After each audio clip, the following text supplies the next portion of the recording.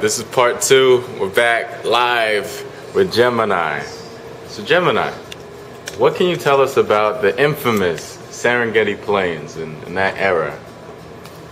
Poetry. I mean, that era there in between, you know, when Serengeti Plains was in its existence, and there was also other venues that had some notoriety then too. Bogies, which was in I heard about Bogies. And Euphoria Café down here in downtown Newark.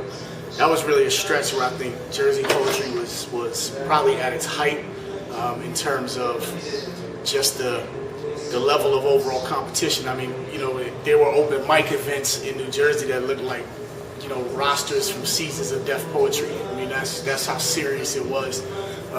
You know, it was a little intimidating to be new in that era. It felt like you had to bring your A game every time you went to an open mic. You know, there was no trying out new pieces. There was only performing, you know, well-rehearsed and polished pieces. There were people, you know, that was when an open mic event, you know, was drawing 100 to 150 people on a regular basis. And I think, you know, those days are behind us a little bit in New Jersey, unfortunately. But that was really, I think, when the spoken word scene in New Jersey peaked, was that time that Serengeti Plains was in its existence. So can you tell us about some of your influences? Who influenced you, writing-wise?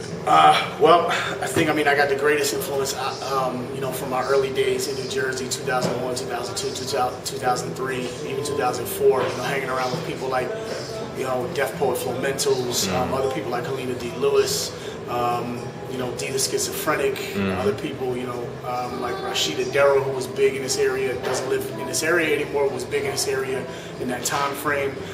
People like deaf poet Big Mike. Other people like Ruby Salah, and then a couple of New York, you know, based poets in the time too. You have folks like Ainsley Burroughs, people like Lemon, obviously from Deaf Poetry, and then other people like Jamal St. John, who was big in the Nuyorican days. Kirk Nugent, a lot of people like that. Wow. We're gonna cut it, and we'll come back with part 3.